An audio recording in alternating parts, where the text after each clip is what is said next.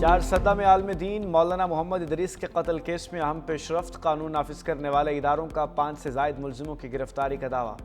مولانا کے mobile phone data سمیت اہم شواہد حاصل، ذرائع کے مطابق 50 سے زائد مشکوک افراد سے پوچھ گچھ۔ گرفتاریاں پشاور، نوشہرہ، چارسدہ، مردان اور ثوابی سے عمل میں لائی گئیں۔ تفتیش میں صوبائی اور وفاق اور حساس ادارے شامل۔ سیف سٹی ٹیم سمیت مختلف یونٹس مشترکہ طور پر تحقیقات کر رہے ہیں۔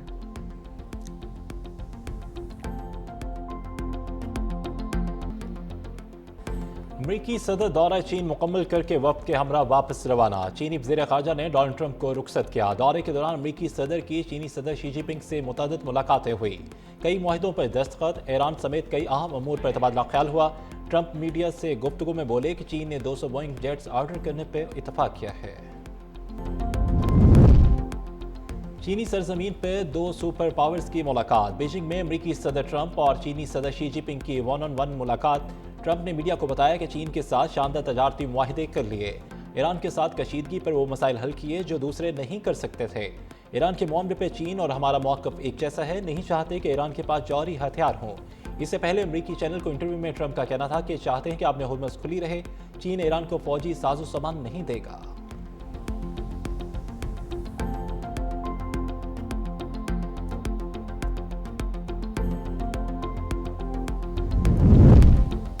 آبِ ہرمز سے گزرنے والے جہازوں پر ٹیکس نہیں ہونا چاہیے، امریکہ اور چین متفق۔ کہا کہ کسی بھی ملک کو آبِ ہرمز سے گزرنے والے جہازوں پر ٹیکس لگانے کی اجازت نہیں ہونی چاہیے۔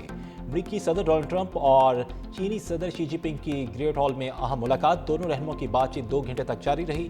شی جن پنگ نے کہا کہ چین اور امریکہ کے تعلقات میں استحکام پوری دنیا کے لیے اچھی بات ہے۔ دنیا اس وقت ایران تنازع اور عالمی سپلائی چین کے سنگین چیلنجز سے گزر رہی ہے۔ تائیوان کے مسئلے کو درست طریقے سے نہ سنبھالا گیا تو دونوں ملکوں میں تصادم ہوگا۔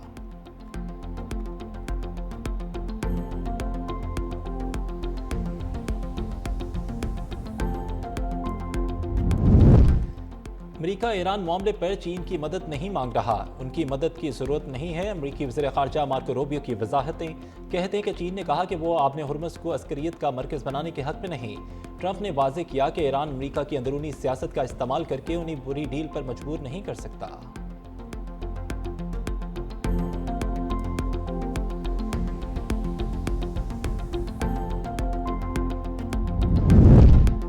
وزیراعظم شہباز شریف سے 11 رکنی چینی کاروباری وفد کی ملاقات۔ وزیراعظم نے صدر شی جن پنگ کی معتبرانہ قیادت میں چین کی شاندار ترقی کو سراہا اور کہا کہ وہ رواں ماہ کے آخر میں اپنے دورہ چین کے منتظر ہیں۔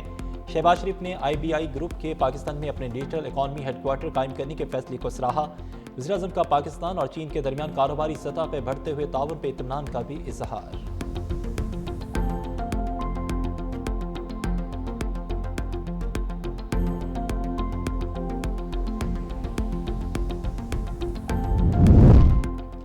چیئرمین پاکستان پیپلز پارٹی بلال بھٹو زرداری آج کوئٹہ میں کئی بڑے منصوبوں کا افتتاح کریں گے۔ بلال بھٹو کا کوئٹہ کا دورہ شیڈول ہنگامی طبی امداد، ٹراما کیئر اور ماں اور بچے کی صحت، بنیادی طبی سہولتوں، حفاظتی ٹیکہ جات، صحت سے متعلق جدید ڈیجیٹل نظام، سرکاری ملازمین کی ہیلتھ انشورنس، ٹی بی کے علاج اور دور دراز علاقوں تک فوری طبی رسائی کو مضبوط بنانے سے متعلق شعبہ صحت کے 11 منصوبوں کا افتتاح کریں گے۔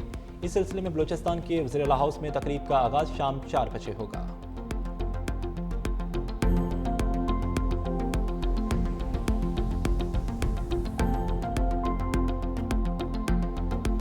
IMF کا پاکستان کی معاشی بحالی میں پیش رفت کا اعتراف۔ IMF نے پاکستان سے متعلق تفصیلی رپورٹ جاری کر دی۔ رپورٹ کے مطابق خطے کی جنگی صورتحال کے باعث پاکستانی معیشت کو خطرات برقرار ہیں۔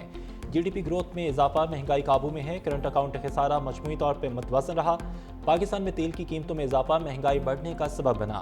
زر مبادلہ کی بحالی کا عمل جاری رکھنے کی ضرورت ہے۔ مشرقی وسطی کے تنازع سے پاکستان کی معاشی ترقی متاثر ہوئی۔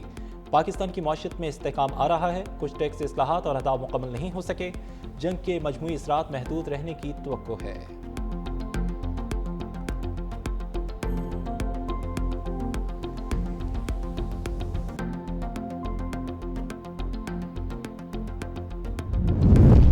وفاقی وزیر تجارت جام کمال خان کی APBUMA وفد سے اہم ملاقات۔ ہوم ٹیکسٹائل برآمدات میں اضافے کے لیے ہر ممکن حکومتی تعاون کی یقین دہانی۔ لاس اینجلس میں پاکستانی کمپنیوں کی نمائش میں شرکت پر سہولت فراہم کرنے کا اعلان۔ سفارتی حکام کو برآمدکنان کی معاونت کی ہدایت۔ جام کمال خان کے مطابق نئی عالمی منڈیوں تک رسائی حکومت کی ترجیح ہے، جبکہ ایس ایم ایس کے مالی مسائل کے حل کے لیے اسٹیٹ بینک اور ایکسیم بینک کا اقدامات کر رہے ہیں۔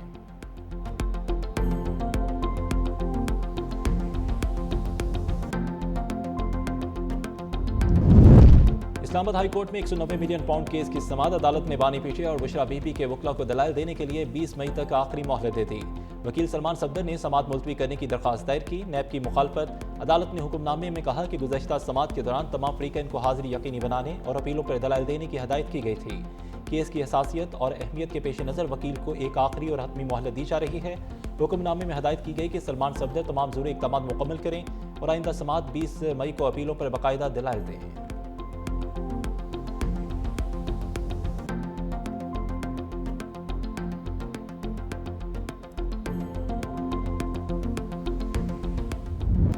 کراچی میں ڈرگ کوئن انمول اور پنکی کیس میں اہم پیش رفت، گرفتار ملزمہ کی نشاندہی پر سیشل میں فلیٹ پر چھاپے کے دوران 228 گرام کوکین برآمد۔ منشیات باتھ روم میں پلاسٹک تھیلیوں میں چھپائی گئی تھی۔ پولیس نے منشیات ایکٹ کے تحت نیا مقدمہ درج کر کے تفتیش شروع کر دی، جبکہ ملازمہ کے وکیل نے بغدادی اور درخشاں تھانوں کے مقدمات میں وکالت نامے جمع کرا دیے۔ موقف اختیار کیا کہ موکلہ کی طبیعت ناساز ہے اور اسے جیل بھیجنے کی استدعا کی جائے۔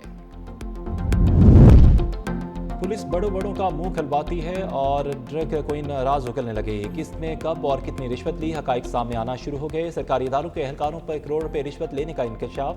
مختلف قانون نافذ کرنے والے اہلکار نیٹ ورک سے رابطے میں رہے۔ منشیات کنٹرول کرنے والے اداروں کے افسر پر متعدد بار گرفتاری کے بعد رشوت لے کے چھوڑنے کا الزام۔ سابق شوہر کے خفیہ اداروں سے تعلقات کا بھی اعتراف، اور ایک شخص کو مبینہ طور پر کراچی کا بدنام زمانہ کوکین ڈیلر قرار دیا۔ رپورٹ میں ڈی ایچ اے کے مختلف تھانوں کو رشوت دینے کا الزام۔ درخشاں، گزری اور بوٹ بیسن تھانوں کے نام بھی رپورٹ میں شامل۔ منشیات نیٹ ورک سے متعلق رپورٹ نے کئی نئے سوالات کھڑے کر دیے۔ پولیس کے مطابق انمول اور پنکی منشیات کا لین دین آن لائن کرتی تھی، نئے کسٹمر کے لیے منشیات مخصوص مقامات پر رکھواتی، ملزمہ کے شہر کے پوش علاقوں اور تعلیمی اداروں میں بھی منشیات کی ترسیل کرتی، اور پنکی کا شہر رکنی گینگ کام کرتا ہے۔ تحقیقات کمیٹی نے انکوائری مکمل کر لی۔ ڈی آئی جی ویسٹ نے 10 سے زائد افسروں اور اہلکاروں کے بیانات قلم بند کیے۔ جھوٹ انتہا پسندی مودی اور گوڈی میڈیا کا وتیرہ بن گیا۔ فالس فلیگ کی مکروہ تاریخ رکھنے والے مودی حکومت کے گودی میڈیا کا پاکستان مخالف من گھڑت بیانیہ پھر بے نقاب ہو گیا۔ جلندھر میں ملٹری کیمپ کے باہر دھماکے کا الزام بغیر تحقیقات پاکستان پہ لگا دیا۔ دھماکے میں نام نہاد ملزم کو گرفتار کر کے تعلق پاکستان سے جوڑ دیا۔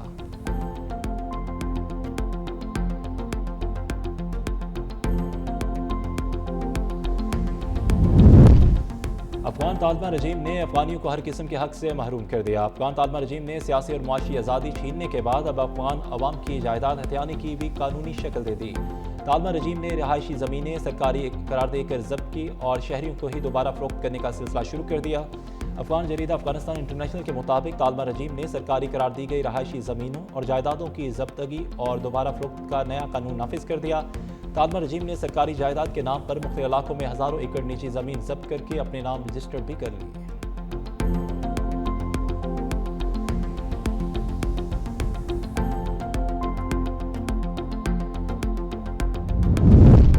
پنجاب بھر میں آندھی اور بارش تباہی مچا گئی۔ گزشتہ 24 گھنٹوں کے دوران چھتیں، دیواریں، درخت اور بل بورڈ گرنے کے مختلف حادثات میں 3 افراد جاں بحق، 24 زخمی۔ لاہور اور فیصل آباد سب سے زیادہ متاثر۔ ڈی جی خان میں آسمانی بجلی گرنے سے 3 افراد زخمی۔ ریسکیو حکام کے مطابق شدید زخمیوں کو ہسپتال منتقل کر دیا گیا، جبکہ شہریوں کو ہنگامی صورتحال میں 1122 پہ رابطے کی ہدایت کی گئی ہے۔